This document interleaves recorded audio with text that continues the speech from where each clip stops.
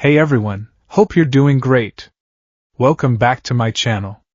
In today's video, we'll dive into what if Deku had time control quirk. Smash that subscribe button, and be sure to peek at the description below. Let's begin. The world ended on a Tuesday afternoon in a forest behind the Midoriya apartment complex. It ended for exactly 4 seconds, and then it began again. The only witness to this apocalypse was a 4-year-old boy named Izuku, and the victim was a boy named Katsuki Bakugo. They were crossing the log bridge, a fallen tree trunk slick with moss and morning dew.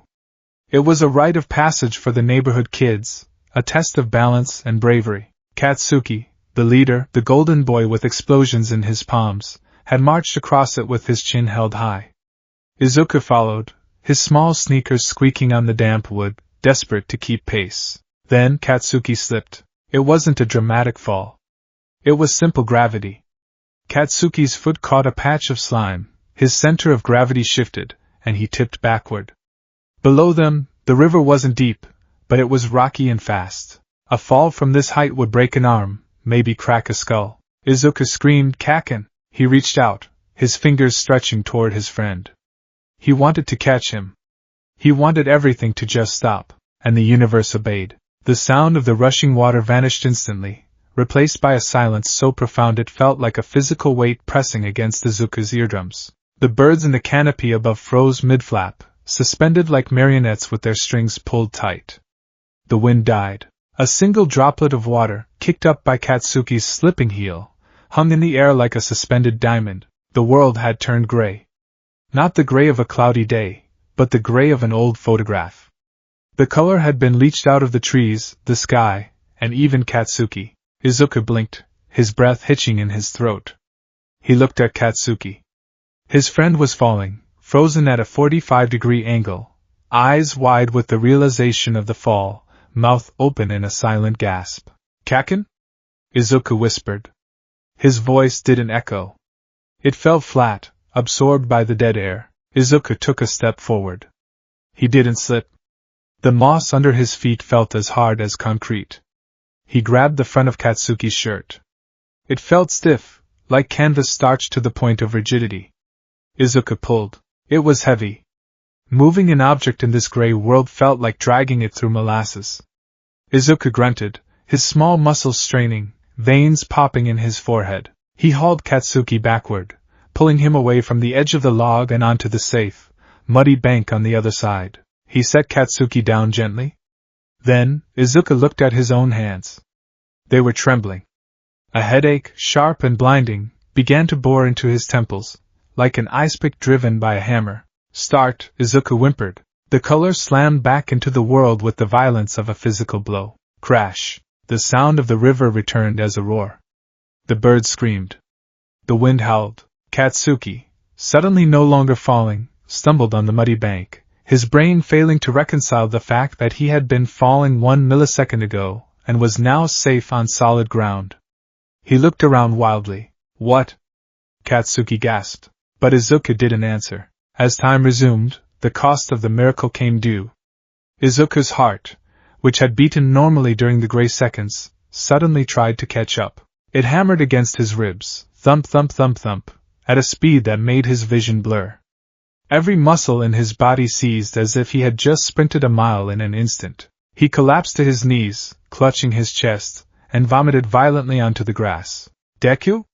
Katsuki stared at him, fear replacing his usual arrogance. "What the hell did you do?" Izuku couldn't speak. He was gasping for air that felt too thin to sustain him. He had lived for 4 seconds while the universe slept, and now the universe was taking its payment. 10 years later, Aldera Junior High was a place of noise. Teenage chatter, the scraping of chairs, the digital blips of handheld games. But around the desk of Izuku Midoriya, there was a peculiar kind of quiet. It wasn't the quiet of respect. It was the quiet of a minefield. "Midoriya," the teacher droned, not looking up from his clipboard. "The next equation." Izuku stood up. He looked tired. He always looked tired. At 14, he had the dark circles of an insomniac salaryman. His green hair was a mess, and his uniform hung loosely on a frame that was wiry and tense, like a coiled spring. "Yes, sir," Izuku said. As he walked to the chalkboard, A student in the second row, a boy with extendable fingers, stuck his foot out to trip him. It was a classic prank. Izuku didn't look down. He didn't break stride. Click. For Izuku, the world went gray. The boy's foot was frozen mid-extension. The chalk dust floating in a sunbeam halted in mid-air. Izuku stepped casually over the leg, walked to the board, picked up the chalk, and wrote the answer. Click. Time resumed. To the class, Izuku blurred. One moment he was walking, the next there was a gust of wind, a clap of displaced air, and Izuku was standing at the board with the answer written, while the boy who tried to trip him gasped, looking at his foot as if it had betrayed him. Izuku placed the chalk down. His nose was bleeding. Just a trickle, a thin red line running over his lip. He wiped it away with the back of his hand, practiced and indifferent. Correct, the teacher said, his voice tight. He didn't look at Izuku. No one liked looking at him when he did that. It was unnatural. It triggered a primal, uncanny valley response in people. Human beings aren't meant to move without transition. Izuku walked back to his desk. The class parted for him, students leaning away as he passed. They didn't bully him physically anymore. You can't beat up a ghost. You can't corner someone who can pause reality and walk out the door. But they whispered. Creepy, someone muttered. Villain quirk, another whispered. Izuku sat down and rested his head on his cool desk surface. He closed his eyes and checked his internal clock. Duration, 1.2 seconds. Payback, mild tachycardia. Manageable. Hey, glitch. The voice was low, vibrating with suppressed aggression. Izuku didn't have to look up to know it was Katsuki Bakugo. Katsuki sat in front of him, feet up on the desk. He was glaring back over his shoulder. Where others looked at Izuku with revulsion, Katsuki looked at him with a volatile mixture of hatred and paranoia. You're doing it again, Katsuki hissed. Showing off. I just answered the question, Kaken, Izuku murmured. Don't lie to me. Katsuki's palms popped with small explosions. I saw you twitch. You think you're better than us because you can cheat? Because you can skip the hard parts? It's not skipping, Izuku said, his voice weary. It's just pausing. It's a coward's trick, Katsuki spat. One day, I'm going to figure out how to hit you faster than you can think. And when I do, you're dead. Izuku didn't respond. He knew Katsuki's anger came from fear. Katsuki was a prodigy, a combat genius. But against Izuku, all his instincts were wrong. To Katsuki, Izuku teleported. To Katsuki, Izuku was the monster under the bed that moved when you blinked. The bell rang, signaling the end of the day. Don't forget, the teacher called out. Career forms are due tomorrow.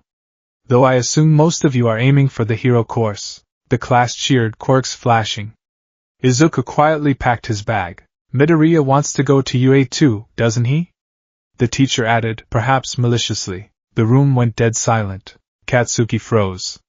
He turned slowly, his eyes narrowing into slits. Deku. I'm just going to try, Izuku said quickly, shouldering his bag. There's no harm in trying. You'll die, Katsuki said. It wasn't a threat, it was a statement of fact. Your body can't take it. You pause for too long, your heart stops. You use it too much, your brain fries. You bleed when you walk across the room, Deku. You think you can fight villains? You're a glass cannon with a cracked barrel. Izuku flinched. It hurt because it was true. His quirk, officially registered as chronostasis, was a medical nightmare. Ability. The user can halt the flow of time for all external matter. Drawback. The user accumulates physical fatigue and metabolic stress equivalent to the actions taken during the time stop, applied instantly upon resumption. Overuse leads to cerebral hemorrhaging, cardiac arrest, and dissociation. He was a boy living on borrowed time, quite literally. I have to try, Izuku whispered. He activated his quirk, just for 0.5 seconds, to bypass the blockade of students at the door, vanishing from his seat and appearing in the hallway with a rush of wind. Stop running away! Katsuki roared behind him, an explosion rocking the door frame. Izuku didn't stop. He walked home the long way, needing the air. The tunnel under the overpass was cool and dark. It was Izuku's favorite spot on the walk home because the acoustics magnified the sound of his footsteps, making him feel grounded in the present. He was muttering to himself, analyzing a hero fight he'd seen earlier that morning. Kamui Woods versus a purse snatcher. If Kamui had utilized a preemptive bind, he could have minimized property damage, but his reaction time is limited by wood growth density. A wet, slurping sound came from the manhole cover behind him. Izuku stopped. His instincts, sharpened by years of navigating a world that feared him, screamed danger. A medium-sized invisibility cloak. A gurgling voice hissed. Izuku spun around.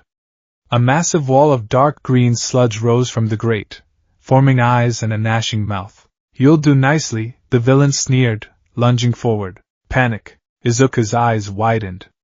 He didn't think, he reacted. Stop. The world turned gray. The sludge villain hung in the air, a suspended tsunami of filth. Droplets of slime hovered like dark stars. The villain's claw-like appendage was inches from Izuku's face. Izuku scrambled backward, his breath loud in the dead silence. Okay. Threat assessment. Fluid body. Physical attacks useless. He wants to take over my body. I need to run. Izuku turned and sprinted toward the tunnel exit. The tunnel was about 50 meters long. In the gray world, the air was stagnant. Running through it felt like running through water. The resistance was immense because the air molecules weren't moving out of his way.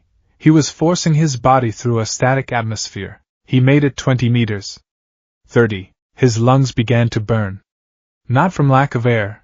He could breathe the static air, though it tasted metallic, but from the mounting debt. His heart was still beating at its resting rate, but his muscles were generating lactic acid that had nowhere to go. 40 meters. A splitting headache spiked behind his eyes. His vision began to tunnel. Limit reached. I have to drop it. Izuku stumbled out of the tunnel into the sunlight. He fell to his hands and knees. Resume, he gasped. Snap. Time crashed back in. The fatigue of the 50-meter dash hit him all at once. His heart rate spiked from 80 to 180 in a fraction of a second. He gasped, clutching his chest, black spots dancing in his vision. Behind him, from the tunnel, a confused roar echoed. Where did he go? Izuku tried to stand, but his legs were jelly. I need to keep moving. He's coming. But the sludge villain was faster than a boy suffering from instant exhaustion. The slime poured out of the tunnel, moving with unnatural speed. You little rat! The villain shrieked. You think you can glitch away from me? The slime lashed out. Izuku tried to trigger his quirk again, but his brain refused. It was the fail-safe. If he stopped time now, his heart would likely explode upon resumption. The sludge hit him. It was cold and smelled of sewage and rot. It forced its way into his mouth, his nose, suffocating. Don't struggle, the villain whispered against his ear. It'll only hurt for 45 seconds. Izuku clawed at the fluid. He couldn't breathe. His vision was going dark. The irony wasn't lost on him. He could control time, but he was running out of it. Is this it? Dying in a sewer, villain? I didn't even try for you yet. His consciousness began to fade. The gray world beckoned, not as a power, but as death. Then a clang. The manhole cover flew into the air. Fear not, a voice like a sonic boom. For I am here. Through the blurring slime, Izuku saw a figure of pure muscle and light. A fist pulled back, glowing with pressure. Texas. Smash! The wind pressure alone was enough to peel the sludge off Izuku's face. The villain was scattered instantly, splattered against the tunnel walls. Izuku fell to the pavement, coughing up bile and slime, gulping down sweet, oxygen-rich air. He looked up. Standing there, casting a shadow that felt safer than any time stop, was All Might. The rooftops of Muzutofo were windy. Izuku stood by the railing, clutching his notebook. All Might, the All Might, was standing in front of him. But something was wrong. Steam was rising from the hero's body. The massive form was shrinking, deflating like a punctured balloon. In seconds, the Titan was gone, replaced by a skeletal man with hollow eyes and blood coughing from his lips. The hell? Izuku whispered. All Might wiped his mouth. A deception, kid? Like a guy sucking in his gut at the pool. But quite a bit more extreme. He sighed, sitting heavily on a vent. This is the real me. 5 years ago, a villain did a number on my respiratory system. I can only do the hero work for about 3 hours a day. Izuku stared, his mind racing. The symbol of peace was dying? Why are you telling me this? Izuku asked. Because you asked me a question, All Might said, his voice serious. You asked if you could be a hero with a quirk that hurts you. Izuku gripped the railing. My quirk. Chronostasis. People say it's a villain's power. It's sneaky. It's unfair. And every time I use it, I pay a price. Today, I almost gave myself a heart attack just running away. He looked at his hands, scarred from years of sudden impacts and falls. Can I save people, All Might? When I'm so busy just trying to survive my own power? All Might looked at the boy. He saw the trembling hands. He saw the nosebleed that hadn't fully clotted. Pros are always risking their lives, All Might said gently. But there is a limit. A hero needs to be a pillar.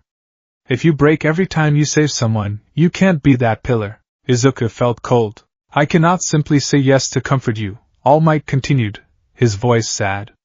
Police work. Detective work. Those are noble professions. They handle time constraints and critical thinking. Perhaps, that is a better path for you. The words hit Izuku harder than the sludge villain. Be realistic. All Might stood up, walking toward the roof access door. I have to get this guy to the police, he said, patting the soda bottle in his pocket where the sludge villain was trapped. Take care of yourself, kid. Don't shorten your life chasing a dream that might kill you. The door closed. Izuku stood alone on the roof. The wind ruffled his hair. I knew it, he whispered to the empty air. Tears pricked his eyes, hot and stinging. I knew it. An explosion shook the city. Izuku didn't know how he ended up there. He had just started walking, his feet moving on autopilot, dragging him toward the smoke. It was a habit. A hero fanned this instinct. When he arrived at the shopping district, the scene was chaos. Fire roared from the windows of a 2-story building. Heroes were standing around, looking helpless. Death arms. Kamui woods. Empty lady. They were all frozen, not by time, but by incompetence. I can't get close. Death arms shouted. The explosions are too frequent. The hostage is inside the slime. Someone screamed. Izuku froze. The slime? He pushed through the crowd, ducking under the police tape. He looked at the center of the inferno. The sludge villain had escaped. And he had a new skin suit. Explosions popped and crackled from the villain's gripping mass. Blonde, spiky hair visible through the muck. Eyes red with terror and rage. Kaken. Izuku's breath hitched. It's my fault. I distracted All Might. The bottle fell. It's my fault. Katsuki was suffocating. The heroes were watching. They were waiting for someone with the right quirk to show up. They were calculating the odds. Izuku looked at Katsuki. For a brief second, their eyes met. Katsuki wasn't looking at him with hate. He was looking at him with a desperate, silent plea. Help me. Izuku's legs moved before his brain gave permission. Hey! Get back here, kid! Death Arms yelled. Izuku didn't hear him. He was sprinting toward the fire. What are you doing? His mind screamed. You can't fight that thing. You're weak. All Might said no. He was 10 meters away. The villain saw him. You again? The sludge villain roared, raising a massive, explosive tendril. The tendril came down. It was going to crush him. Izuku didn't blink. He screamed one word. Stop! The gray world descended. The roar of the fire vanished. The explosion froze in a bloom of jagged orange and red crystal. The tendril hung suspended 3 inches above Izuku's head. Silence. Izuku stood in the center of the apocalypse. Ash hung in the air like snow. He had to move. He had to save him. Izuku ducked under the frozen tendril. He ran toward the main mass of the sludge. The heat in the gray world was strange. It didn't radiate, but if he touched a hot surface, the burn was instantaneous. He had to be careful. He reached Katsuki. Katsuki looked like a statue of agony. His mouth was open in a scream that wasn't making a sound. The slime was halfway down his throat. Izuku grabbed the slime covering Katsuki's mouth. Pull. It was like pulling concrete. The surface tension of the fluid in stop time was immense. Izuku dug his fingers in, ignoring the pain in his nails. He heaved, putting his back into it. Come on! Slowly, agonizingly, the slime began to peel back. A centimeter. 2. Izuku's head began to pound. The debt was building. Every second he spent here, wrestling with physics, was a second of exhaustion he would have to pay for instantly. He clawed the slime away from Katsuki's nose and mouth. He grabbed Katsuki's arm. I can't pull him out, Izuku realized with horror. He's stuck too deep. If I pull him while time is frozen, I might rip his arm off. He had to wake him up. He had to give Katsuki a chance to fight. Izuku looked around. He saw the villain's eyes. Huge, watery, vulnerable. Izuku picked up a piece of debris, a sharp chunk of concrete from the explosion. He climbed up the frozen mass of slime. He jammed the concrete into the villain's eye. Then, he jumped down, landing in front of Katsuki. He grabbed Katsuki's collar. His vision was blurring. His heart felt like it was being squeezed by a vice. He had been in the gray world for 6 seconds. His limit was 5. I'm going to pass out. I'm going to die here, but at least I tried. Izuku looked into Katsuki's frozen eyes. Breathe, Kaken, he whispered. Resume. Boom. The world exploded back into motion. The villain screamed as the concrete shard suddenly registered in his eye. The slime recoiled in pain, loosening its grip. Katsuki gasped, sucking in a massive lungful of air. He saw Izuku standing there, blood gushing from both nostrils, eyes bloodshot, trembling like a leaf. Deku? Blow it up! Izuku shrieked, his voice breaking. Katsuki didn't ask questions. The loosening of the slime gave him an opening. He ignited the nitroglycerin in his palms. Boom! The explosion tore the slime apart from the inside. Katsuki tumbled free, crashing onto the pavement. Izuku was blown backward by the force, rolling across the asphalt. The villain, half-blinded and scattered, tried to reform. I'll kill you both. Izuku tried to stand, but his legs gave out. The backlash hit him. He curled up, clutching his head, screaming silently as a migraine blinded him. The villain loomed over them. Then a blur. All Might appeared, blood coughing from his mouth, but smiling. He grabbed both boys' arms. Detroit. Smash! The punch changed the weather. The updraft created rain. The villain was atomized. The aftermath. The scolding was brutal. Are you insane? Kamui Woods yelled, pointing a finger at Izuku's chest. Izuku was sitting on the back of an ambulance, a blanket draped over his shoulders. A paramedic was checking his pulse, looking concerned at the irregular rhythm. You have a time manipulation quirk, kid. Death Arms shouted. Do you know how dangerous that is? You could have frozen the villain's heart. You could have caused a fusion reaction. You are not licensed to mess with the laws of physics. They weren't praising his bravery. They were terrified of his power. They saw a boy who could break reality, and they saw him as a liability. Katsuki, on the other hand, was being praised. Great quirk. Tough mental fortitude. Izuku stared at the ground. It doesn't matter, he thought. I saved him. Katsuki watched Izuku from the other ambulance. He didn't say anything. He just watched Izuku wipe blood from his face, looking smaller than ever. As the sun began to set, Izuku started the walk home. He felt hollow. He had proven All Might right. He had saved Katsuki, but he had almost killed himself doing it. He was barely walking straight. Deku! Izuku turned. Katsuki was running after him. He stopped a few feet away, panting. I didn't ask for your help. Katsuki yelled. And you didn't save me. I did it myself. Izuku blinked tired. Okay, Kaken. Katsuki grit his teeth. He looked like he wanted to say something else. He looked at the blood on Izuku's shirt. But you didn't die. So, whatever. He turned and stomped away. It was the closest thing to a thank you Izuku would ever get. Izuku sighed and turned back toward home. I am here. All Might slid out from an alleyway, striking a pose, before instantly poofing back into his skeletal form in a cloud of blood. All Might? Izuku jumped. You shouldn't be pushing yourself. I had to find you, All Might wheezed. I had to tell you. I saw what happened. On the news. and in person. Izuku looked down. I'm sorry. I got in the way. The heroes were mad. The heroes were scared, All Might corrected. They played it safe. But you. All Might took a step closer. You, a fanboy with a quirk that hurts him more than it hurts the enemy. You were the only one who moved. Izuku looked up, eyes widening. Top heroes have stories about their school days, All Might said, looking at the sunset. And most of them have one thing in common.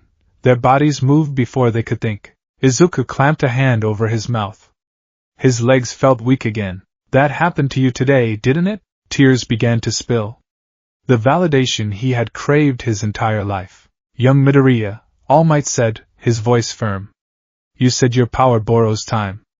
That you live in debt. All Might pointed a finger at him. But today, you bought that boy a future. You possess the spirit of a hero.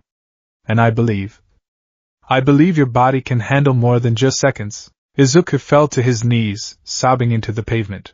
I have a proposal for you, All Might said, kneeling down to face him. My quirk, one for all. I am looking for a successor. And I think, with your power to control the flow, and my power to smash through obstacles, we could make the greatest hero the world has ever seen. The world didn't stop. It kept spinning.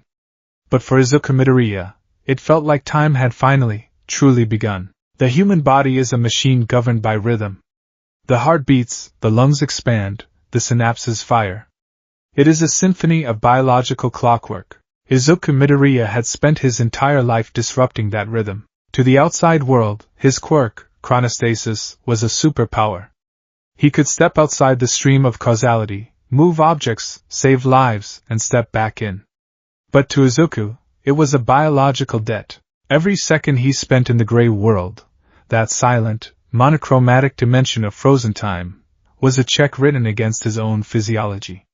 When time resumed, the debt was collected instantly. If he ran 10 meters and stopped time, his body experienced the exertion of a 10-meter sprint in 0 seconds. His heart didn't accelerate gradually.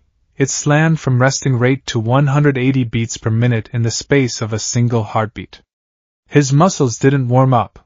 They flooded with lactic acid instantaneously. He was a boy living in a constant state of physiological whiplash. And now, the number one hero wanted to give him a power that broke limbs. 10 months remaining. Dagoba Municipal Beach Park looked less like a beach and more like a graveyard for the 20th century. Mountains of tires, rusted refrigerators, crushed cars, and unidentifiable plastic sludge choked the coastline. It was a monument to apathy. This, All Might said, standing atop a rusted van in his skeletal form, is your first step. Izuku stood in the sand, his school uniform replaced by a cheap blue tracksuit. He looked at the mountain of trash, then at his own hands. You want me to clean this? All of it? Not all of it, All Might corrected. But a significant portion. You see, young Midoriya, you are not ready for one for all. Izuku flinched. Because I'm weak? Because you are dense, All Might said, jumping down. He poked Izuku's chest. It was firm, surprisingly so for a bullied teenager. Your body has spent years adapting to the sudden shocks of your quirk. Your cardiovascular system is thick, like a deep-sea diver's. Your muscles are dense to withstand the instant onset of fatigue. You are a sleeper car, kid. You look like a sedan, but you have a V8 engine under the hood. All Might coughed, wiping blood from his lip. But one for all, it's not an engine. It's a jet turbine. If I gave it to you now, even with your density, your limbs would pop off. We need to build the chassis. He presented a schedule. It was a piece of paper so covered in ink it looked black. The aim to pass, American Dream Plan. All Might announced. We have 10 months until the UA entrance exam. You will clear this beach. You will eat strictly what I tell you. You will sleep when I say. And you will study like your life depends on it. Izuku looked at the schedule. 4 a.m., wake up. 4:30 a.m., beach cleaning. 7 a.m., school. 4 p.m., beach cleaning. 9 p.m., study. 11 p.m., sleep. Can I use my quirk? Izuku asked. All Might hesitated. He rubbed his chin.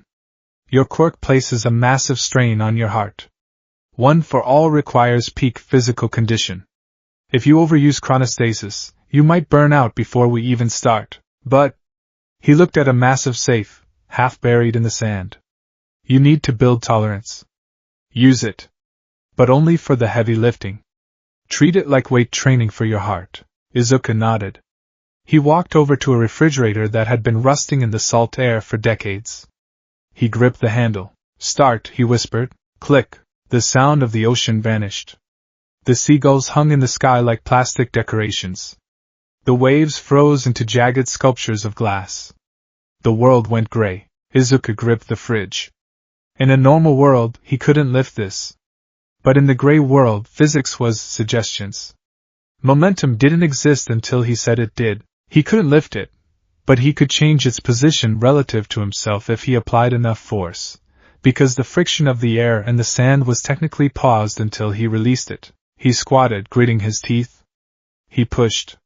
The fridge didn't budge. Push harder. He strained, his face turning red, or it would have, if color existed here.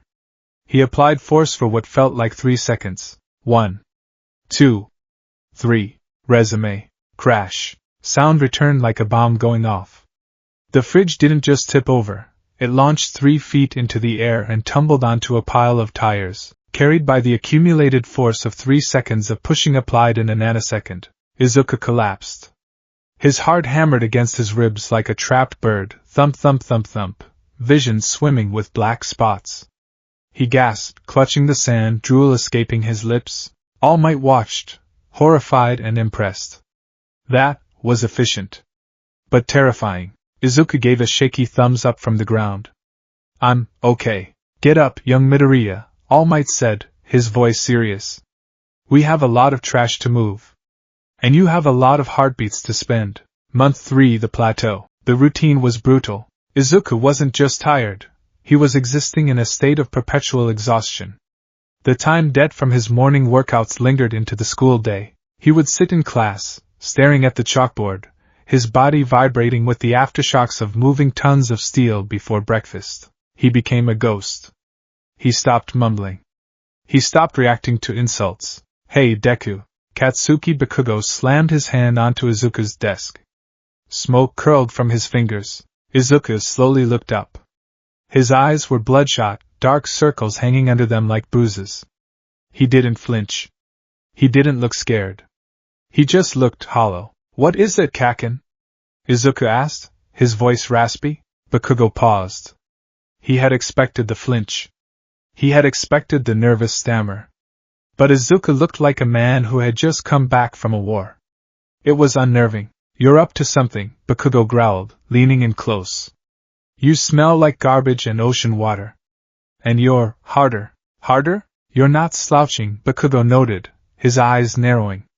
You're sitting there like a statue. What are you doing? Training, Izuku said simply. For UA?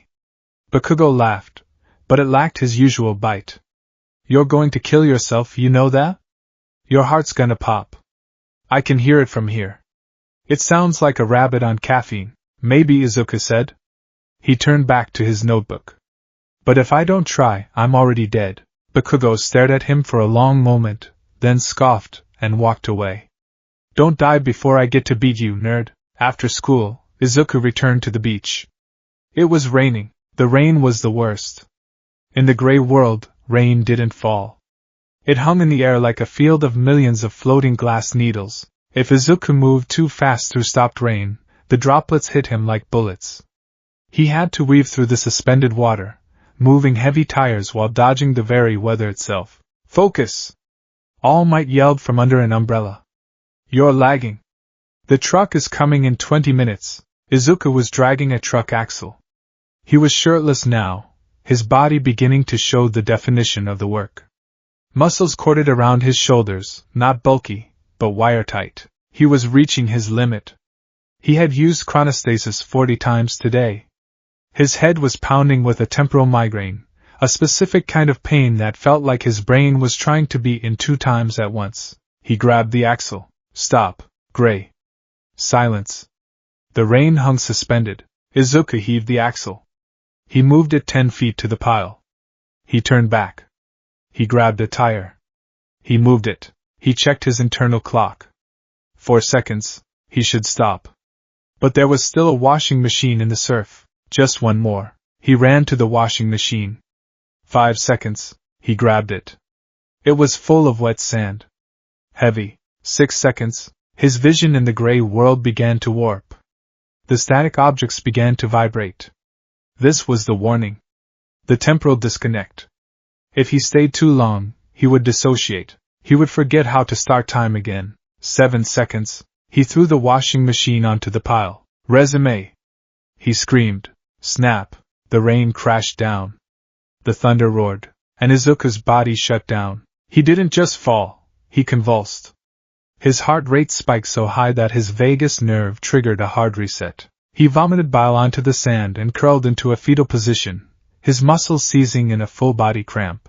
Midoriya! All Might dropped the umbrella. He rushed over, transforming into his muscular form just to pick the boy up. Breathe, kid! Breathe! Izuku gasped, his eyes rolling back. Did I finish the pile? All Might looked at the clean patch of sand.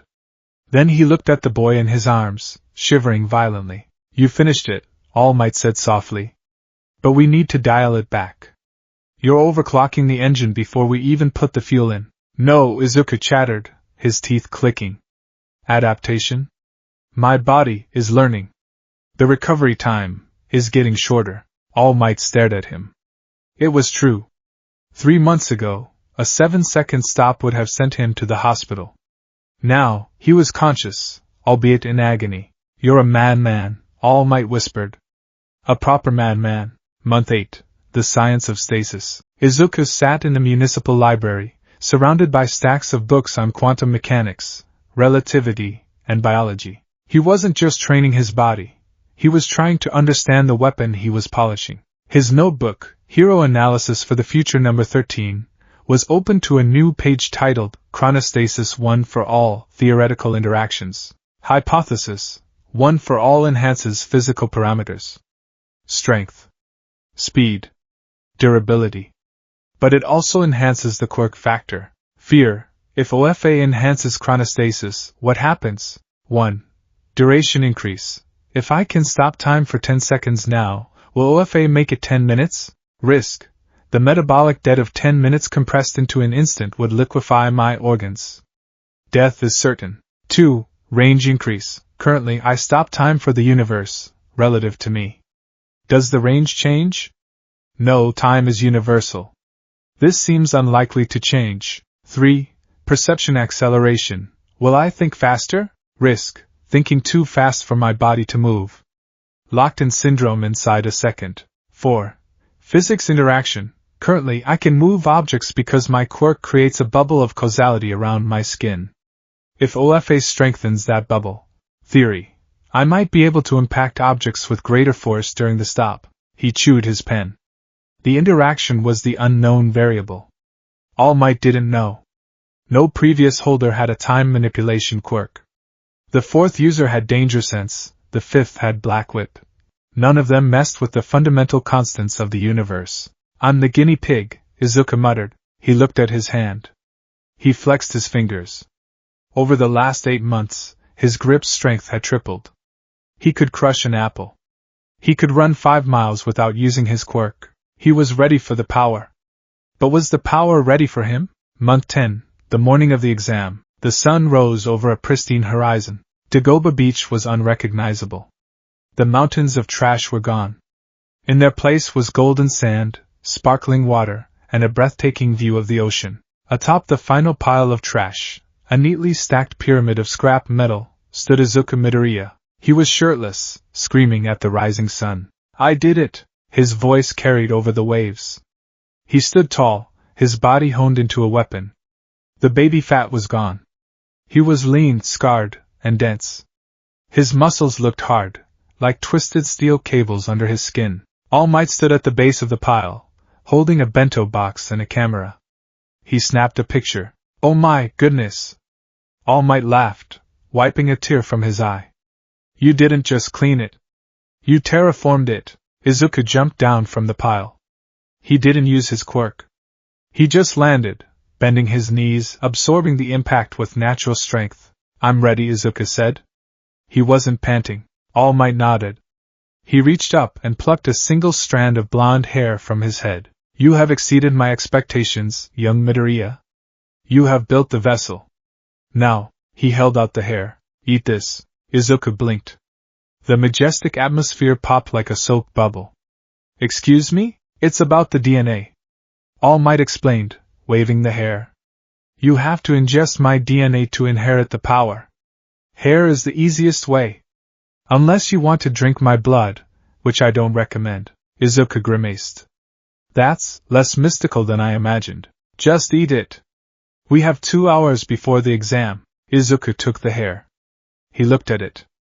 The key to the world's greatest power. The legacy of 8 heroes before him. He swallowed it. He waited. He patted his stomach. I don't feel anything. It takes time to digest, All Might said. The power will manifest when you call upon it. But be warned. All Might's face grew grave. We haven't tested the interaction. You are entering the exam blind. I have a theory, Izuku said, putting on his uniform jacket. I think I shouldn't use them together. Wise, All Might agreed. Stick to your physical strength and your base quirk. Only use one for all if absolutely necessary. It is a volatile cocktail. Right. Now go. You're going to be late for the biggest day of your life. The glitch. Izuku didn't go straight to UA. He had 40 minutes before the gates closed. He needed to know. He couldn't walk into the exam with a nuclear reactor in his stomach and not know where the on switch was. He stopped at a secluded clearing in the woods near the exam site. A massive oak tree stood in the center. Okay, Izuku breathed. He bounced on his heels. He felt different. There was a warmth in his belly, radiating outward. It felt like he had swallowed a star. It was humming. One for all, he whispered. He channeled the power. He visualized the egg in the microwave not exploding. He let the energy flow into his right arm. Red veins appeared on his skin. Glowing, angry red lines that pulsed with energy. The air around him crackled with yellow lightning. Whoa, he gasped. The power was intoxicating. He felt invincible. Okay. Let's try a punch. Just one punch. Without my quirk. He pulled his arm back. Smash! He punched the air. The wind pressure alone stripped the bark off the oak tree and sent a shockwave blasting through the clearing, knocking birds out of the sky. Izuku stared at his hand. His fingers were trembling, but they weren't broken. I can control it, he laughed breathlessly. I can control it. Then, the intrusive thought came. The scientist in him. The analyst who needed to know the variables. What happens if I pause? He shouldn't do it. All Might warned him. But if he was in a life-or-death situation during the exam, and he panicked, he might do it by accident. He needed to do it on purpose, now, in a controlled environment. Just a micro-stutter, Izuku muttered. 0.1 seconds. Just to see if the lightning pauses, he charged one for all again. The lightning crackled. The power surged. 100%. Or what he thought was 100%. He focused on his internal clock. Stop. He triggered chronostasis. The world did not turn gray. The world turned black. What? Izuku tried to move, but he couldn't. Usually, in the gray world, the air resistance was heavy, like water. Now, the air was solid. The mixture of one for all's massive energy output and the temporal suspension had created a singularity. Izuku was moving so fast, or rather, his existence was so supercharged relative to the pause time, that the atmosphere around him had become as hard as titanium. He was encased in concrete made of air. Panic. He tried to breathe. He couldn't. The air molecules wouldn't enter his lungs. They were frozen in place, rigid and unyielding. He tried to release the quirk. Resume. He tried to scream, but sound requires vibration. And in this superstasis, vibration was impossible. He was trapped. His mind began to race. The energy. OFA is amplifying the duration. It's not letting me let go. It's feeding the loop. He could see the yellow lightning of one for all frozen around his arm. It wasn't moving. It looked like jagged yellow glass protruding from his skin. The pain started. It wasn't physical pain. It was the pain of existence stretching. His perception was accelerated. 1 second in this black world felt like an hour. I broke it, Izuku thought, terror flooding his mind. I broke time. I'm going to be stuck here forever. A statue in the woods, he struggled. He pushed against the solid air. With one for all coursing through his muscles, he was strong enough to push against the atmosphere. Crack. A sound that wasn't a sound. He felt something give. He pushed his right arm forward. He was forcing his fist through the fabric of the frozen space-time. The friction was infinite. His sleeve disintegrated. His skin began to peel back. The heat generated from moving against absolute stasis was unimaginable. I have to break the circuit. He focused everything on shutting down the power. He had to unclench his fist. He forced his fingers open against the crushing weight of the universe. 1 finger. 2. His bones groaned. 3. Release. The one for all energy dissipated. The fuel for the superstasis vanished. Boom. Reality didn't just resume. It snapped back with the force of a thunderclap. Izuku was launched backward. He flew through the air, smashing through 3 trees before skidding to a halt in the dirt. He lay there, staring up at the blue sky. Eh! The scream ripped from his throat. He clutched his right arm. It was purple. Swollen. The skin was burned, shimmering with a strange, iridescent heat shimmer that wasn't fire. It was temporal burn. Friction burn from rubbing against time itself. His arm wasn't broken in the traditional sense. It was fractured on a molecular level. The bones were intact, but the connective tissue had been ravaged by the pressure. He gasped, rolling onto his side. He checked his internal clock. Duration of stop, 0.0001 seconds. Perceived duration, 5 minutes. Fatigue debt critical. His nose gushed blood. His ears were ringing so loud he couldn't hear the birds. Never. He wheezed, tears streaming down his face. Never, combine them, again. He looked at his watch. The exam started in 20 minutes. He couldn't move his right arm. It hung limp, pulsating with agony. I have to go, he whispered. He staggered to his feet. He swayed, almost falling. He had the power of a god, and he had just crippled himself with it. Izuku began to limp toward Yue. He looked like a victim of a car crash. His tracksuit was torn. His arm was useless. His face was a mask of dried blood, but he smiled. A grim, terrifying smile. I'm not dead yet. The gates of Yue. The crowd of examinees was buzzing with excitement. Look at that guy. Someone whispered. Did he get mugged on the way here? Izuku stood at the back of the crowd. He had wrapped his right arm in the torn remnants of his tracksuit jacket, tying it tight against his chest as a makeshift sling. He looked terrible. Pale, sweating, shaking. Ochako Uraraka noticed him. She took a step toward him. Hey, are you okay? You look. I'm fine, Izuku croaked. He didn't look at her. He was focusing on staying conscious. Welcome to the live show. Present Mike screamed from the tower. Izuku tuned him out. He was running calculations. Right arm out of commission. Left arm usable, but I can't use OFA in it or I risk another glitch. Legs are tired from the sprint here. Chronostasis limit is unknown. My brain feels like it's bleeding. I have maybe 3 seconds of safe time stop left for the day. 3 seconds. To pass the hardest exam in the country. And start. The gates swung open. The other students hesitated. Izuku didn't. He knew he couldn't outrun them. He couldn't overpower them. He had to outthink them. Start. Click. The gray world returned. It was comforting now, compared to the black world. Izuku walked past the frozen students. He walked past the gate. He walked 10 meters into the city. He found a 3-pointer robot, frozen mid-roll. He couldn't punch it. He couldn't blast it. He looked at the robot's tracks. He saw the exposed wiring near the wheelbase. He reached into his pocket and pulled out a handful of sand he had grabbed from the beach. He jammed the sand into the gears and the exposed circuitry. He walked to a 2-pointer. He untied the bolts on its chassis using his fingers, which were strengthened by 10 months of hell. He walked to a 1-pointer. He simply stood in front of its sensor array and covered it with mud. 3 seconds perceived. Resume. Snap. As the other students began to run, the 3-pointer in front of Izuku screeched. The sand ground the gears to a halt. The circuitry sparked and exploded. The robot collapsed. The two-pointer fell apart, its chassis sliding off its frame. The one-pointer drove blindly into a wall. What? Bakugo yelled, sprinting past.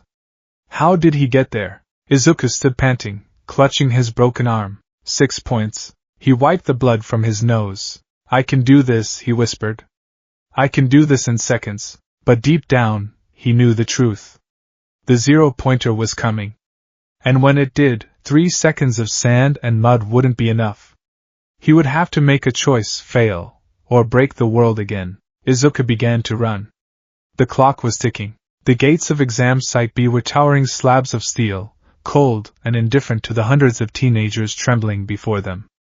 To most, they looked like the entrance to a proving ground.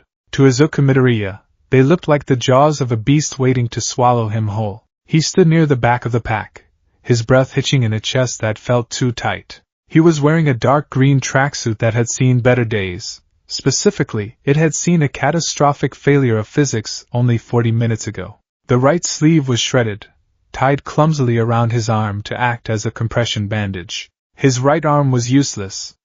It wasn't broken in the traditional snap of the bone sense. It felt hollowed out. The superstasis accident in the woods, where he had foolishly combined one for all with chronostasis, had subjected the limb to friction burns against the very fabric of space-time. It throbbed with a dull, purple heat, a constant reminder of his own stupidity. I have one arm, Izuku thought, his eyes darting across the crowd. My legs are heavy from the run. My heart rate is sitting at 110 BPM just standing still. And I haven't even started. He looked at the other examinees. They were stretching, psyching themselves up. There was a guy with engines in his legs revving his calves. A girl with pink skin was testing the acidity of her sweat. They looked ready. They looked like they belonged here. Izuku looked like a casualty of war who had wandered onto a sports field. Are you certain you should be participating? The voice was stiff, authoritative. Izuku flinched and looked up. It was the tall boy with glasses from the orientation, Tenya Ida. He was looming over Izuku, his expression a mix of concern and disapproval. You are injured, Ida stated, pointing a rigid hand at Izuku's bound arm. And you are vibrating. If this is the result of a quirk malfunction, you are a liability to yourself and others. This exam is a simulation of high-stakes combat. It is not a place for the unwell. I'm fine, Izuku lied, his voice raspy. He wiped a smudge of dried blood from his upper lip. It's just a warm-up accident. I can still run. Ida narrowed his eyes behind his lenses. Stubbornness is not a virtue when it endangers the mission. But very well. Good luck. He marched away to the front line, his engines purring. Izuku exhaled. He's right. I'm a liability. He looked to his left. The nice girl, Uraraka, was there. She was taking deep breaths, slapping her cheeks to psych herself up. Izuku wanted to say thank you for earlier, for offering to fix his trip at the entrance, but he couldn't find the voice. He was locked inside his own head, running calculations that kept coming up with a result of 0. Strategize, he told himself. Stop panicking. Analyze. Assets, left arm. Legs, fatigued. Chronostasis, current safe limit estimated at 3.0 cumulative seconds before cognitive decline. One for all, off limits. Use results in death or permanent maiming. Goal, destroy robots. Earn points. Problem, how do I destroy a robot without super strength? He looked at his hand. He flexed his fingers. His grip strength was immense thanks to the beach training. He knew mechanics. He knew leverage. I don't have to punch them, he realized. I just have to break them. And start. The scream from President Mike atop the observation tower shattered the tension. The crowd hesitated. It was human nature. They were waiting for a countdown, a gun, a signal flare. Start was too casual for a life-defining moment. But Izuku Midoriya did not hesitate. He couldn't afford to lose a single millisecond. Start, Izuku whispered. Click. The world died. The roaring of the other students, the hum of the city, the wind, it all vanished. The colors drained away, leaving the world in a high-contrast sketch of gray and white. Izuku moved. While the other students were frozen in the initial twitch of reaction, eyes widening, muscles just beginning to fire, Izuku pushed off the ground. The air in the gray world was thick. It was like running through gelatin. Every step required double the effort. He forced his body forward, ignoring the screaming protest of his injured arm. He bypassed the blockade of students. He slipped past Ida, who was frozen mid-stride. He ghosted past the girl with the earphone jacks. He crossed the threshold of the gate. He ran 20 meters into the mock city. His lungs burned. Not for lack of air, but from the buildup of metabolic waste that couldn't cycle out until time resumed. Duration, 1.5 seconds. He saw the first target. A one-pointer. A monowheel drone, frozen as it turned a corner. Izuku didn't attack it. He ran past it, scouting. He needed density. He needed a target-rich environment before he spent his energy. Duration, 2.2 seconds. The headache started. A sharp spike behind his left eye. Stop. Save it. Resume. Crack. Reality slammed back into place. To the students at the gate, it looked like a glitch. One moment, the green-haired boy was standing next to them. The next, there was a vacuum implosion where he used to be, a gust of wind kicking up dust, and he was gone. What? Someone yelled. He's fast. Ida gasped, his engines flaring. Go! There are no countdowns in real battles. The mob surged forward, a stampede of quirks and ambition. But Izuku was already in the city. He stumbled as time resumed, the fatigue hitting him like a physical blow. He braced himself against a lamppost, wheezing, heart rate 160. Okay. I have a lead. Don't waste it. The one-pointer he had passed word to life, its red eye locking onto him. It accelerated, raising a mechanical arm to strike. Target acquired, the robot synthesized. Izuku stood his ground. He waited. He needed to be efficient. He couldn't waste a time stop on an approach. He had to wait until the last possible fraction of a second. The robot lunged. Now, stop, Gray. The robot's claw was inches from his face. Izuku didn't flinch. In the silence, he stepped around the machine. He looked at its back panel. It was bolted shut, but the wiring for the wheel axis was exposed near the base. He dropped to one knee. He grabbed the bundle of wires. He planted his foot against the chassis for leverage. Pull. He gritted his teeth. The wires were thick, industrial grade. In normal time, he might not have the strength. But in stop time, he could apply force over a duration that applied instantly. He heaved. He felt the copper strands snap. He ripped the bundle free. Duration, 0.8 seconds. Resume. Snap. The robot jerked violently. Sparks showered from its base. The wheel locked up, momentum flipping the machine forward. It crashed into the pavement, skidding to a halt, smoke pouring from its internals. 1 point, Izuku gasped, wiping sweat from his eyes. He didn't celebrate. He started running. The observation room. A wall of monitors illuminated the dark room. The faculty of UA High sat in tiered rows, watching the chaos unfold. This year's batch is aggressive, Midnight noted, licking her lips. Look at the destruction in Zone C. Aggression is useful, Cementus rumbled. But precision is rarer. In the center of the room, a small creature, a mouse, a bear, a dog, sat with his paws steepled. Principal Nizu watched the screens with manic intelligence. We have plenty of firepower, Nizu squeaked. Explosions. Lasers. Hardening. But I am interested in the anomalies. He pressed a button, bringing up a feed from Zone B. Take Examine 2234, Nizu said. Midoriya Izuku. On the screen, Izuku was engaging a three-pointer. The massive robot fired a missile. The screen seemed to glitch. A frame skipped. Suddenly, the missile was flying in the opposite direction, impacting the robot that fired it. Izuku was standing 10 feet away from where he had been a microsecond prior, vomiting on the sidewalk. Teleportation? Midnight asked. No, Eraserhead said from the back of the room. He was leaning against the wall, his eyes tired. Teleportation shifts coordinates. Look at the environment. Dust clouds are displaced. Air is vacated. He's moving physically, but we aren't seeing it. Super speed? Present Mike suggested. Like my main man Ida? If it were speed, There would be a sonic boom every time he moved, Niza corrected. And his clothes would be tearing from drag. No. Look at the falling debris. Niza rewound the footage. He went frame by frame. In one frame, a piece of fallen concrete was at point A.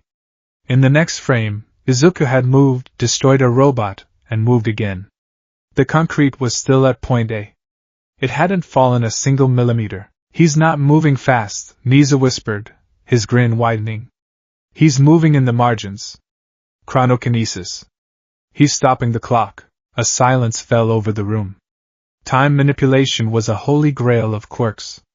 Rare, dangerous, and usually incredibly limited. Powerful, Vladimir King grunted. But look at him. They zoomed in. Izuku was leaning against the wall, clutching his chest. His face was pale, his veins bulging. He's dying out there, Eraserhead muttered. Every time he uses it, his vitals spike. He's trading his life force for seconds. It's irrational, but effective. Nizu chirped. He has 28 points. He is dissecting the robots rather than overpowering them. A surgical approach. But let's see how he handles a situation where surgery isn't an option. Nizu's hand hovered over a large red button. Let's test his heart. Zone B, 12 minutes remaining. The city was a war zone. Smoke choked the streets. The smell of ozone and burning rubber was overpowering. Izuku was in a rhythm, but it was a rhythm of agony. Pause. Dodge. Rip wire. Resume. Vomit. Run. Pause. Redirect missile. Resume. Migraine. Run. He had 32 points. It was a respectable score.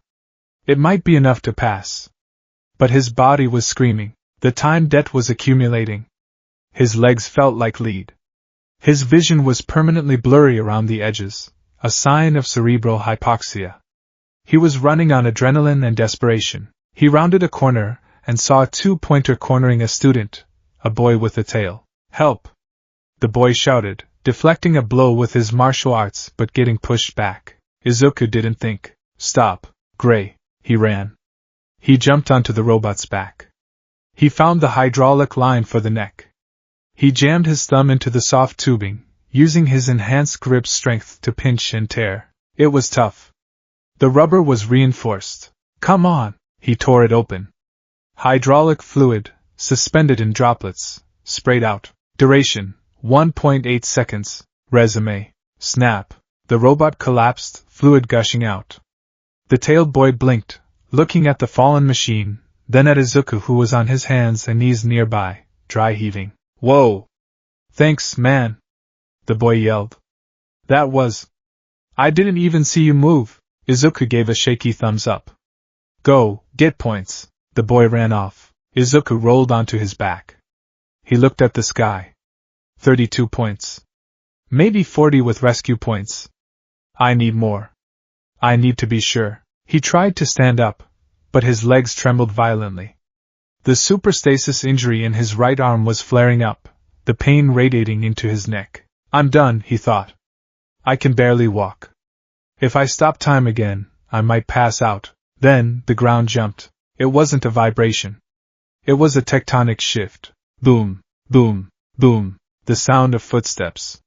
But these were footsteps that rattled teeth. Izuku turned his head.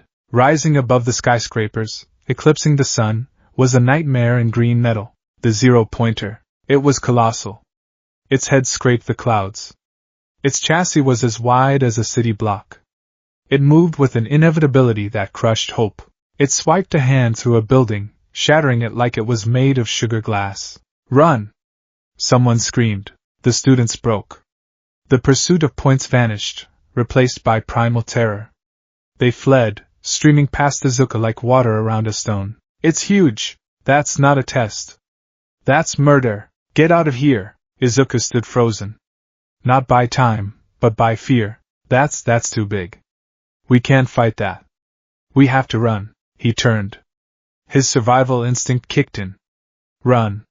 Just run. You have points. You passed. Don't die. He took a step. Oh wow! A small, pained cry. Barely audible over the roaring of the Colossus and the stampede of students. Izuku stopped. He looked back. In the shadow of the zero-pointer, amidst the rubble of the destroyed building, lay Ochako Uraraka. A slab of concrete had pinned her leg. She was struggling, clawing at the dirt, but the robot was looming over her. Its massive tread was descending, crushing everything in its path. She was going to be crushed. The other students were gone. Ida was gone. The tailed boy was gone. It was just Izuku. Run, his brain screamed. You can't lift that rock. Not with one arm. Not with your exhaustion. If you stop time, you can't move her fast enough. You'll die with her. All Might's voice echoed in his memory. Top heroes have stories about their school days. Their bodies moved before they could think. Izuku didn't think. He turned around. And he ran toward death. He didn't use his quirk yet. He needed momentum. He sprinted, his legs screaming, his lungs burning. He reached the rubble. He looked at Uraraka. She looked up at him, eyes wide with terror and confusion. Run! She cried. No! Izuku grunted. He grabbed the concrete slab with his good left hand. He pulled. It didn't budge. It weighed tons. The shadow of the zero-pointer fell over them. The mechanical tread was 50 feet away. 40. I can't lift it, Izuku realized. He looked up at the robot. It was a god of destruction. If I can't move the girl, I have to move the god. He looked at his legs. He looked at his broken right arm. He felt the ember of one for all burning in his stomach. The power he had sworn not to use. The power that had nearly erased him from existence an hour ago. If I use it, I break, he thought. If I don't use it, she dies. It wasn't a choice. It was math. One life versus one arm. Izuku tightened the makeshift sling around his right arm. He crouched low. I'm sorry, All Might, he whispered. He channeled the power. Not into his arm, but into his legs. One for all, full call 5%? No. Not enough. 100%. The red veins erupted on his skin. The yellow lightning crackled, violent and untamed. The ground beneath his feet cracked. Uraraka gasped, shielding her eyes from the sudden light. Izuku launched himself. He didn't fly. He exploded upwards. The force of his jump shattered the pavement, blowing the dust away in a ring. He rocketed into the air, soaring past the robot's waist, past its chest. He was level with its face. The massive, multi-lensed eye stared at him. He was falling. He had one shot. He cocked his right arm. The broken arm. The pain was irrelevant now. He flooded it with one for all. The purple, bruised limb began to glow with a blinding white light, but a single punch wouldn't be enough. This thing was the size of a mountain. A single smash would just dent it. He needed more. He needed an army's worth of force. He closed his eyes. Stop. The void. It wasn't gray. It wasn't black. It was a shimmering, unstable mix of both. The sheer energy of OFA was warping his time stop. Izuku hung in the air, suspended in front of the robot's face. The lightning around him was frozen in jagged arcs. The dust clouds were statues of smoke. Izuku screamed in the silence. The pain of holding one for all at 100%, while paused, was excruciating. His arm felt like it was holding a star. Hit it, he commanded himself. Hit it until it breaks. He punched. Smash. His fist connected with the metal faceplate. In a normal time stop, the object wouldn't move. The kinetic energy would be stored, banked until time resumed. Izuku pulled his fist back. The skin on his knuckles split. He punched again. Same spot. Smash. He punched again. Smash. He was screaming, tears of blood streaming from his eyes. The time debt was climbing vertically. His heart was stopped, but the strain was building like a pressure cooker. Fourth hit, fifth hit, sixth hit. His bones shattered. He could feel the radius and ulna turning to powder. But the energy of one for all held the arm together like a sleeve of energy. Seventh, eighth, ninth. The world began to crack. Black fissures appeared in his vision. He was reaching the limit of existence. If he hit it again, he might never unpause. One more! For her. He drew back his arm one last time. He poured every ounce of frustration, every second of being called Deku, every moment of fear into his fist. Detroit. He punched. Smash! The 10th hit. He hung there for a microsecond, his fists buried in the unyielding metal. Resume! The Big Bang. Time returned. And the laws of physics, having been held back like a dam, broke. The accumulated force of 10 100% smashes, delivered to a single point in 0 seconds, released instantly. There was no sound at first.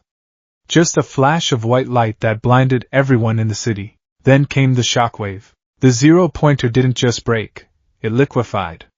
The head was obliterated instantly. The shockwave traveled down the neck, shattering the chassis, blowing the back out of the machine. The sheer air pressure punched a hole in the clouds above the city, changing the weather for 3 miles. The robot was thrown backward as if hit by a meteor. It crashed into the buildings behind it, a heap of burning scrap. Below, the students were knocked off their feet by the wind. Uraraka covered her head as debris rained down. High in the air, Izuku Midoriya was a ragdoll. The recoil of the 10-hit combo had destroyed his right arm completely. It was a twisted, purple ruin flapping in the wind. His legs, having taken the brunt of the jump, were broken. He spun through the air, unconscious before he even reached the apex of his arc. He began to fall. The free fall. Gravity, unlike time, was constant. It reached up and pulled the broken boy down. Ochako Uraraka stared up at the sky. She saw him falling. He saved me, she thought, her mind racing. He jumped. He destroyed it. She saw his limbs. They were limp. He's going to die. She gritted her teeth. She forced herself to move. She crawled out from under the concrete slab, which had shifted slightly from the shockwave, and stumbled to her feet. She ran. She felt the bile rising in her throat. She had overused her quirk too. But she couldn't stop. Izuku was plummeting. 100 feet. 50. Uraraka jumped. She slapped her own helmet to make herself light, pushing off a piece of debris. She intercepted him 10 feet above the ground. She slapped his cheek. Release! She screamed. She grabbed him, nullifying his gravity. They stopped falling instantly, floating gently in the air. But the momentum didn't just vanish. Her stomach lurched. She turned her head and vomited a rainbow of sparkles and acid. She released her quirk. They both dropped the remaining 3 feet to the ground. Thud. Silence. The dust began to settle. The other students slowly emerged from cover.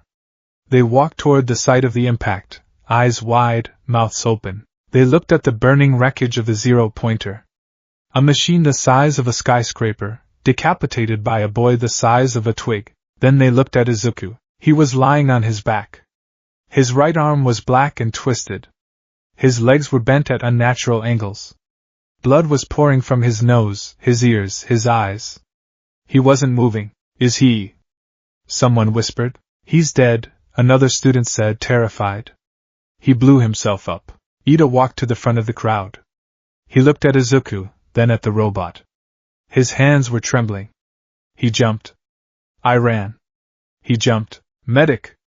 Ida screamed, his voice cracking. We need a medic! A small, elderly woman hobbled through the crowd. Out of the way! Move it, you rascals! It was Recovery Girl. She walked up to Izuku's body. She looked at his injuries. She sucked in a breath through her teeth. Oh dear, she muttered. This isn't just broken bones. This is total systemic collapse. Heart arrhythmia. Cerebral hemorrhaging. Muscle tear. She knelt down. Her lips extended. Smooch. She kissed his forehead. A green light enveloped Izuku. His breathing stabilized. The twisted arm straightened slightly, though it remained black and bruised. Recovery Girl sighed. I can keep him alive. But this boy. She looked at the destroyed robot. He doesn't know the meaning of moderation. 1 week later, Izuku stared at the envelope on his desk. He was sitting in his room. His right arm was in a heavy cast, suspended in a sling. His legs were wrapped. He looked like a mummy. He hadn't spoken much since the exam. He remembered the jump. He remembered the pause. He remembered the pain. And he remembered having 0 points. I failed, he whispered. He had sacrificed everything for a single moment of heroism that didn't count toward the score. He had proven All Might right about his spirit, but he had proven the world right about his weakness. He picked up the envelope. It was from Yue. I guess I should just see the rejection, he muttered. He tore it open. A holographic disc slid out. It activated. A projection of All Might appeared. He was wearing a ridiculous yellow suit. I am here! The hologram shouted. As a projection, Izuku flinched. Young Midoriya! All Might bellowed. It has been a week. You are likely healing. And worrying. All Might coughed, breaking character for a second, then resumed. You faced the written exam and passed. But the practical? You destroyed the zero-pointer. A magnificent display of power. But, you scored 0 combat points. Izuku closed his eyes. I knew it. However, All Might leaned into the camera. A hero course that rejects those who save others is a sham. How could we call ourselves heroes if we didn't reward the greatest act of all? The video cut to a clip. It was Uraraka, standing in the faculty office. Please! She was begging. Can you give him some of my points? He saved me. I would have been crushed. He had 0 points because he was busy saving me. Izuku's eyes widened. Tears began to form. She tried to negotiate for you. All Might said warmly. But there was no need. A scoreboard appeared on the screen. Villain points 0. Rescue points 60. Rescue points. All Might shouted. Given by a panel of judges. For risking your life, and your time, to save another. The total score flashed. 60. Midoriya Izuku. You pass. All Might reached a hand toward the camera. Come, young Midoriya. This is your hero academia. The hologram faded. Izuku sat in the silence of his room. He looked at his broken hand. He looked at the screen. He didn't scream. He didn't cheer. He simply bowed his head, clutching the letter to his chest, and sobbed. He had bought his future. And the cost was worth it. The hallways of UA High were not built for students. They were built for giants. The doors were massive, towering slabs of steel and oak that seemed to look down upon the teenagers scurrying beneath them. For Izuku Midoriya, walking through these halls felt less like entering a school and more like walking into the belly of a beast that had already chewed him up once. His right arm was healed, technically. Recovery Girl's quirk had knit the bones back together after the entrance exam, but the phantom pain lingered. It was a dull ache in the marrow, a reminder of the 10-hit combo that had shattered the zero-pointer and nearly erased his own existence. He stopped in front of a door marked 1A. It was huge. This is it, Izuku thought, clutching the strap of his yellow backpack. The hero course. The top of the mountain. He checked his pulse. 95 BPM. Anxiety. He closed his eyes for a microsecond. Stop. The world went gray. In the frozen silence, Izuku took a deep breath. The air in the stop time was stale and heavy, but it was quiet. He needed this. He needed a moment where the world wasn't demanding something from him. He stood there for what felt like 10 seconds, composing his face, forcing his trembling legs to still. Resume. Click. The ambient noise of the school returned. Izuku slid the door open. He had hoped for a quiet entrance. He had hoped to slip into a desk in the back and remain invisible until he figured out how to be a hero without breaking his bones. Remove your foot from that desk. Ha! It is an insult to the upperclassmen who used it before us, and to the craftsmen who built it, like I care about some dusty old desk. What junior high are you from, you four-eyed extra? Izuku froze. The nightmare scenario. Tenya Ida, the engine-legged rule follower from the exam, was currently engaged in a philosophical debate with Katsuki Bakugo, who was sitting with his feet propped up like he owned the building. Izuku tried to back out of the room. Ah! You! Ida spun around, his glasses flashing in the sunlight. The entire class turned to look. You are the one who perceived the true nature of the exam. Ida marched toward him, chopping his hand through the air like a robot. I am Tenya Ida from Semi-Private Academy. I am Midoriya, Izuku stammered. Nice to, meet you again, Midoriya. Ida boomed. I misjudged you completely. I thought you were merely a reckless hazard, but you realized that saving others was the true test. I was blind to the rescue points. I hate to admit it, but you are the superior student. The class began to murmur. That's the guy? The one who exploded the giant robot? He looks kinda fragile. Behind Ida, Bakugo was staring at Izuku. His red eyes were narrowed, his expression unreadable. It wasn't the usual explosive rage. It was something colder. Calculation, Deku, Bakugo muttered. How the hell did you get in with a broken quirk? Izuku started. If you're here to make friends, pack up and leave. The voice came from the floor. Izuku looked down. Lying in the doorway, encased in a bright yellow sleeping bag like a metamorphic caterpillar, was a man. He looked exhausted. His hair was a mess of black tangles, his eyes were bloodshot and dry, and he was sipping a juice pouch. The class fell silent. The man unzipped the sleeping bag and stood up. He was dressed in black, with a gray scarf wrapped loosely around his neck. He looked more like a homeless man than a hero. It took you 8 seconds to quiet down, the man said, his voice raspy. Time is a limited resource. You kids aren't rational enough. He walked to the podium. I'm your homeroom teacher, Shota Aizawa. Homeroom teacher? The class thought in unison. This guy. Aizawa reached into his sleeping bag and pulled out a stack of blue gym uniforms. Put these on and meet me on the grounds, he said, turning toward the door. We're doing a quirk apprehension test. A test? Uraraka chirped. But what about the entrance ceremony? The guidance counselor meeting? Aizawa stopped. He turned his head slowly, fixing Uraraka with a glare that could freeze water. If you want to be a hero, you don't have time for leisurely events, he said. Yui runs on a freelance system. That means I can run my class however I see fit. He looked directly at Izuku. The country keeps stats on students based on quirkless physical exams. It's irrational. It doesn't show the full picture. Today, we're going to see what you can actually do. He paused, his eyes gleaming with a sadistic light. And whoever comes in last place will be judged as having zero potential and will be expelled immediately. The P grounds. The sun beat down on the dirt field. The air was thick with humidity and tension. Expelled? Uraraka cried. But it's the first day. That's not fair. Natural disasters aren't fair, Aizawa deadpanned. Villain attacks aren't fair. Car accidents aren't fair. Heroes are the ones who correct the unfairness of the world. If you wanted to hang out at McDonald's after school, you came to the wrong place. He tossed the softball to Bakugo. Bakugo. You finished first in the entrance exam. How far could you throw a ball in middle school? 67 meters, Bakugo scoffed. Try it with your quirk, Aizawa said.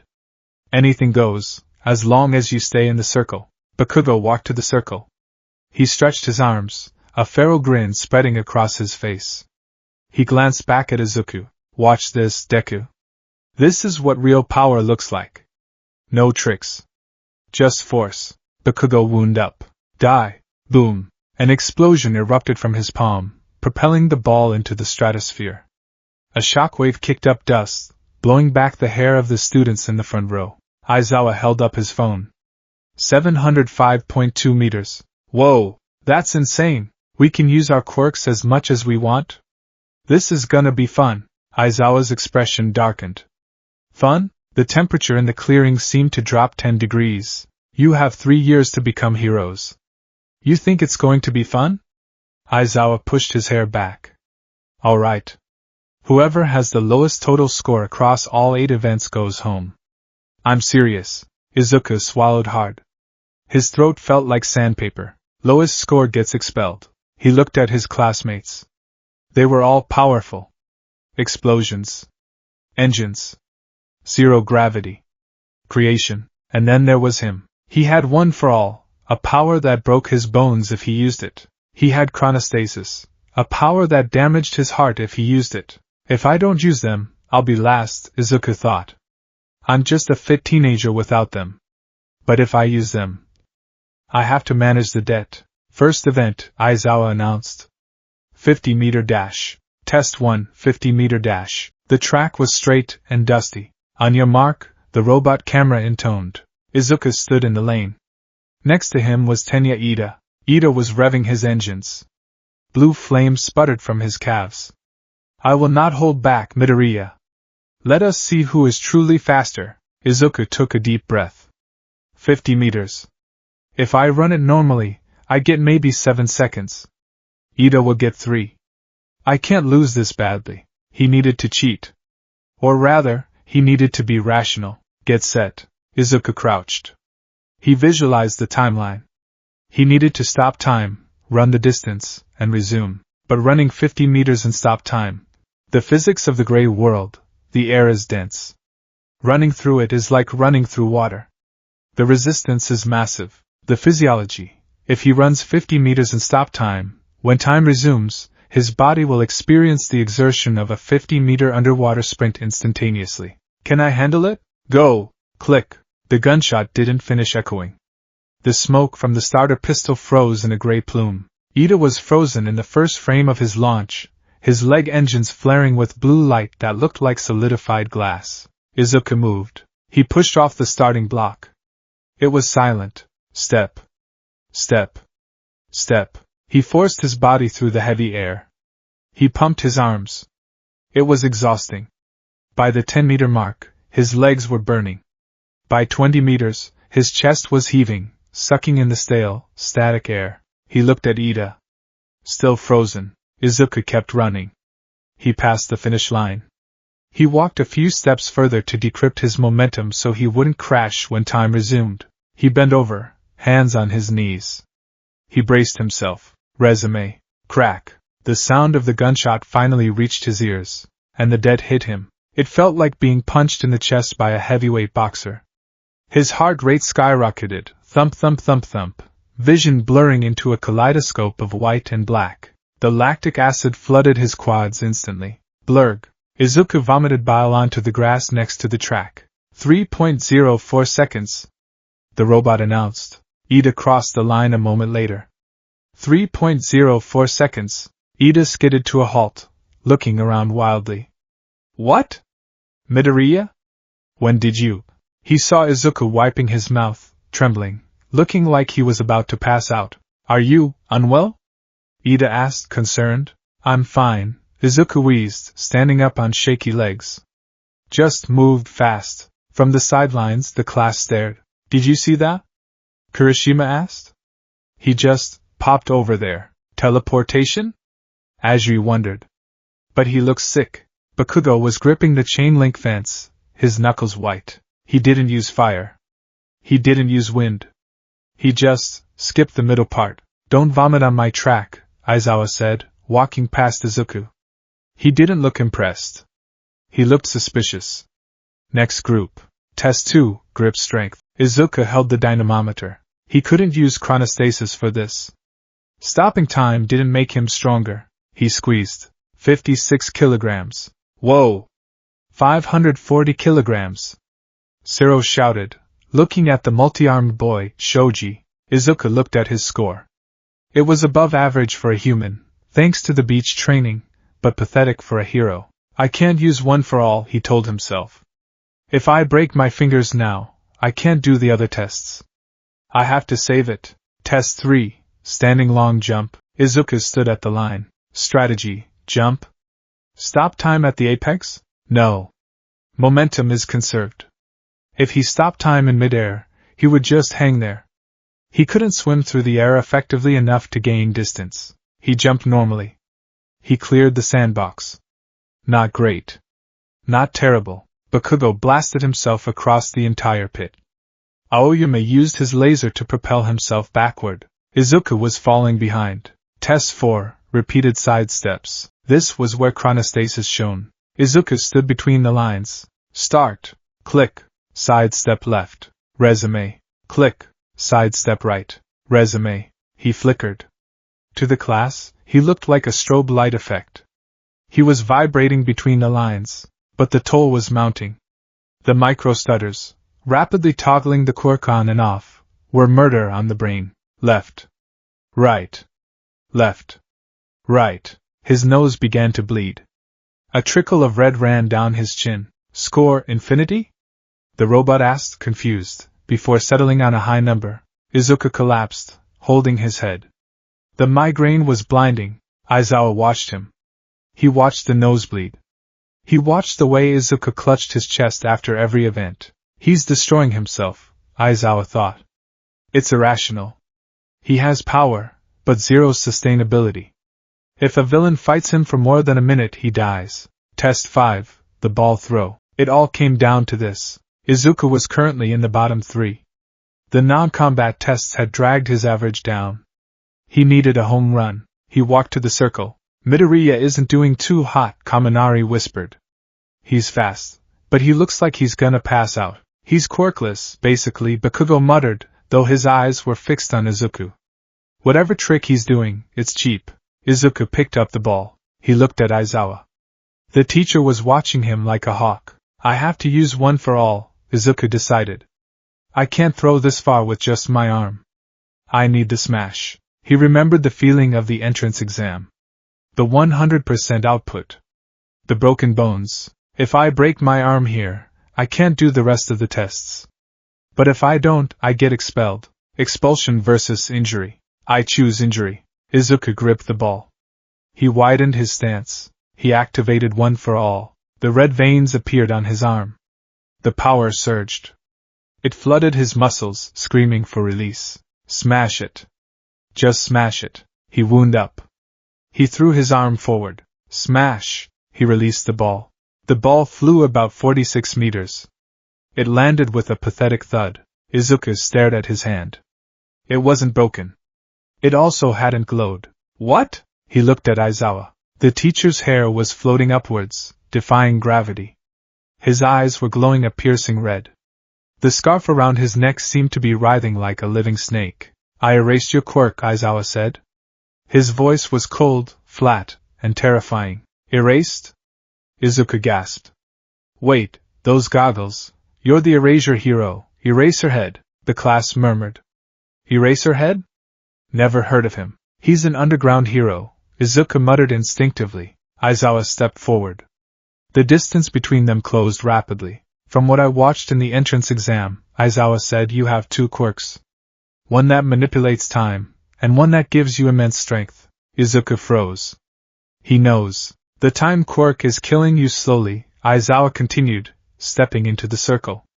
But the strength quirk? That one breaks you instantly? I saw the report. You saved that girl, but you turned yourself into a ragdoll. Aizawa's scarf shot out. It wrapped around Izuku, pulling him close. They were nose to nose. You are planning to break your arm again, aren't you? I have to pass. Izuku choked out. It's irrational, Aizawa hissed. If you break your arm, who saves you? You become a liability. You become a victim that someone else has to save. He tightened the scarf. There is a certain hero who is famous for saving people regardless of the cost to himself. You remind me of him. And I hate it. Izuku flinched.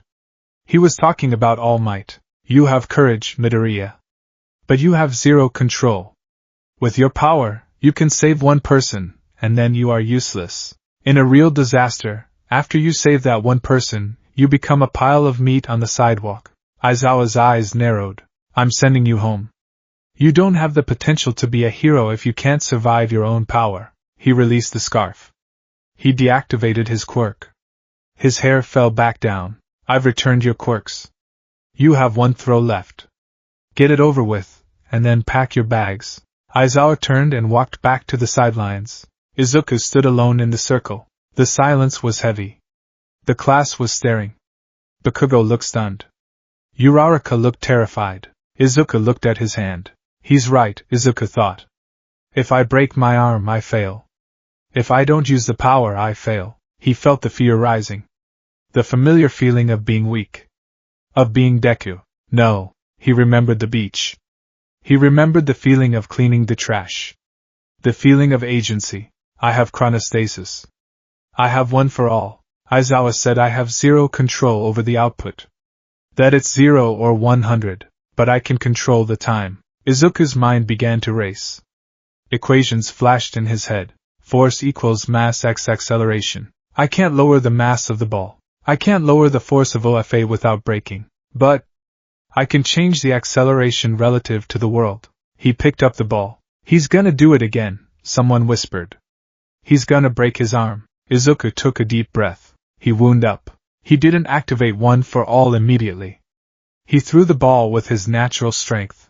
As his arm reached the apex of the throw, the moment just before release, he triggered 2 things at once. 1. one for all, concentrated only in the tip of his index finger. 2. Chronostasis, accelerate. He sped up his own perception and movement speed relative to the world. The world slowed down. Izuku saw the ball leaving his hand in slow motion. He pushed the energy into his finger. It glowed red. He flicked the ball. Because he was accelerated, his finger hit the ball with the velocity of a bullet train. Smash. The impact happened in a fraction of a nanosecond. Resume. Izuku snapped back to normal time. Boom. The air in front of him exploded. A sonic boom shattered the quiet of the afternoon.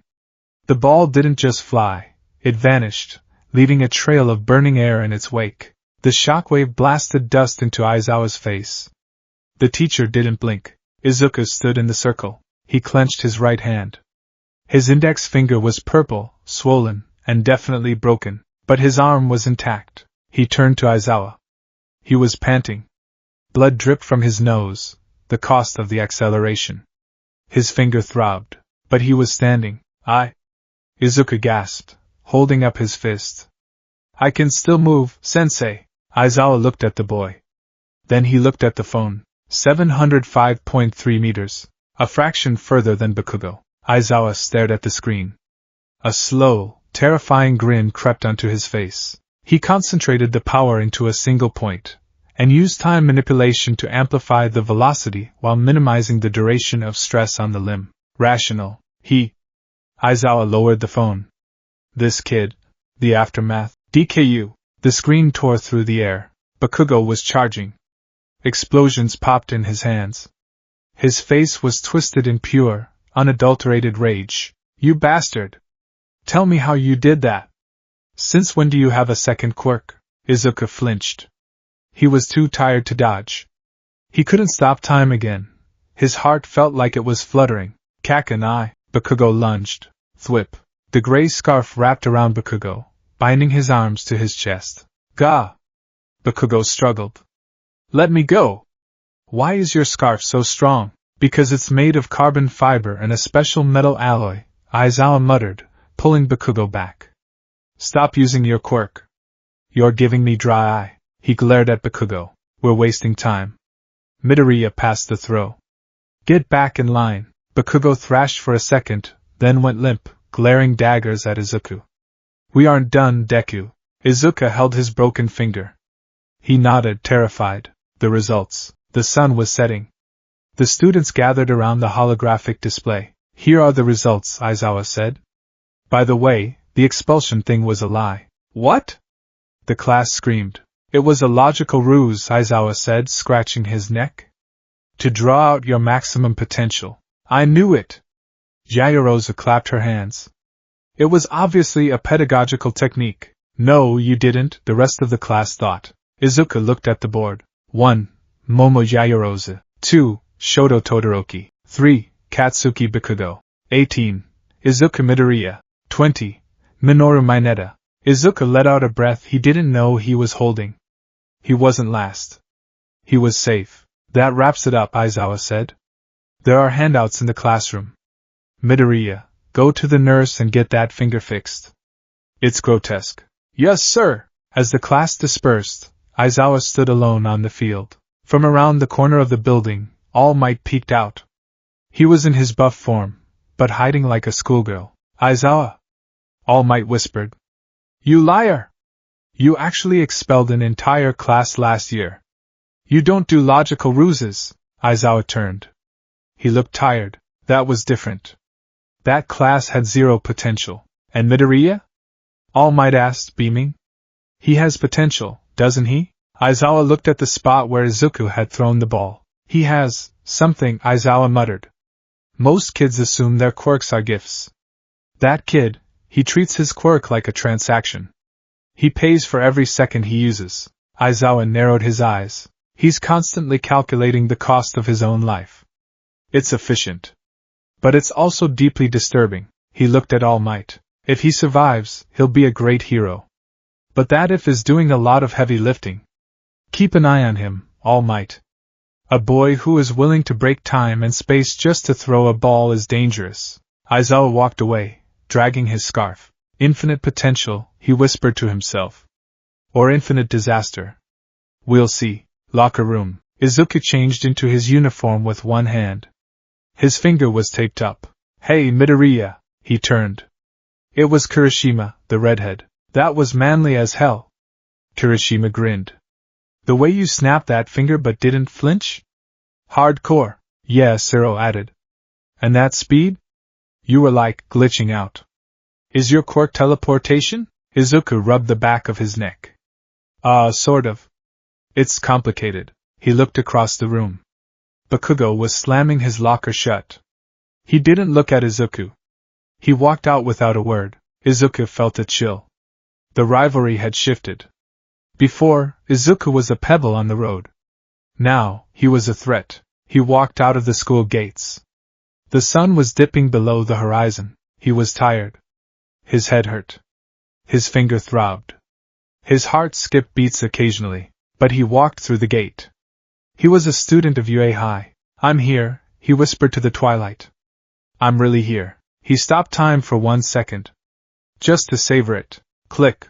Gray world. Resume. He smiled, and began the long walk home.